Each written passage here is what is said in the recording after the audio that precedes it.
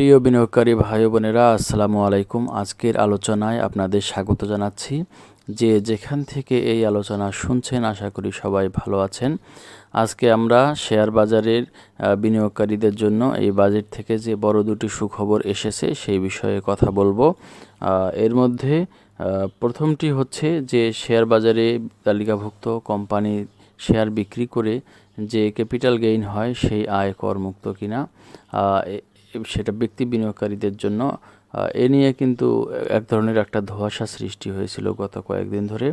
আরেকটি হলো শেয়ার বাজারে তালিকাভুক্ত কোনো কোম্পানিতে কোনো মিউচুয়াল ফান্ড যখন বিনিয়োগ করে, তো সেই মিউচুয়াল ফান্ড ওই তালিকাভুক্ত কোম্পানির যে ডিভিডেন্ড পায়, সেই ডিভিডেন্ড কিন্তু উচ্চ করমুক্ত কিনা এ নিয়েও কিন্তু একটা ধোঁয়াশা তৈরি হয়েছিল। যাই হোক, এ সংক্রান্ত যেই খবর বিভিন্ন মিডিয়া এসেছে, তো সেখান থেকে কিন্তু আমরা একটা সুস্পষ্ট ধারণা পাচ্ছি। যাই হোক, এই সংক্রান্ত একটি খবরে বলা হচ্ছে, জাতীয় রাজস্ব বোর্ডের অবশেষে শেয়ার বাজারে তালিকাভুক্ত কোম্পানিতে বিনিয়োগ থেকে অর্জিত আয় বা ক্যাপিটাল গেইনের উপর কর আরোপ নিয়ে সৃষ্ট ধোঁয়াশা পরিষ্কার করেছে।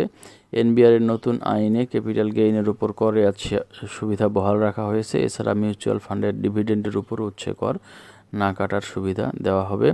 নতুন আইনে বলা হয়েছে, বাংলাদেশ সিকিউরিটিজ অ্যান্ড এক্সচেঞ্জ কমিশনের অধীনে পরিচালিত কোনো স্টক এক্সচেঞ্জে তালিকাভুক্ত কোম্পানিতে বিনিয়োগ থেকে আর আয়কর এর আওতামুক্ত থাকবে। এ বিষয়ে বিএসইসি নির্বাহী পরিচালক ও মুখপাত্র মোহাম্মদ রেজাউল করিম সংবাদ মাধ্যমকে বলেন, তালিকাভুক্ত কোম্পানিতে বিনিয়োগ থেকে অর্জিত আয় বা ক্যাপিটাল গেইন আগের ন্যায় করের আওতামুক্ত থাকবে।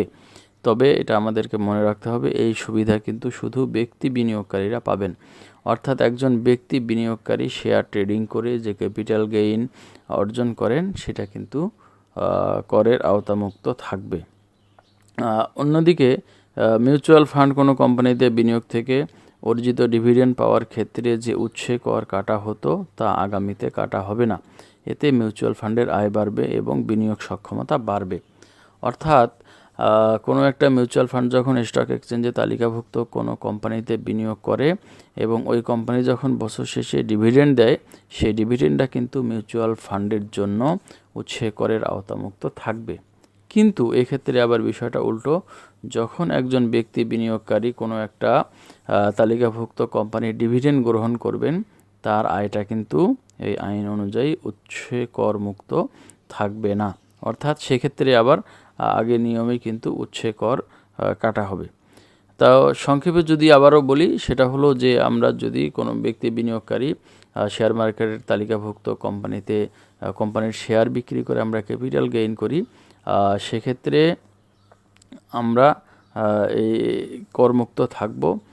আবার কোনো মিউচুয়াল ফান্ড যদি ডিভিডেন্ড গ্রহণ করে, সেক্ষেত্রে তার ডিভিডেন্ড ইনকামটা উৎসে করমুক্ত থাকবে।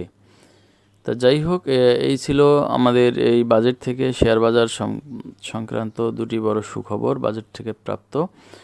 আশা করি এই খবর দুটি আপনাদের ভালো লেগেছে। আর এটা নিয়ে এক ধরনের ধোঁয়াশা কয়েকদিন আমাদের মনের ছিল। যাই হোক, এখন এটা সুস্পষ্ট হয়েছে। আশা করি এই খবর থেকে বিনিয়োগকারীরা নিশ্চিন্ত হতে পারবেন এবং তাদের মধ্যে যে ধোঁয়াশা ছিল সেটা কেটে যাবে।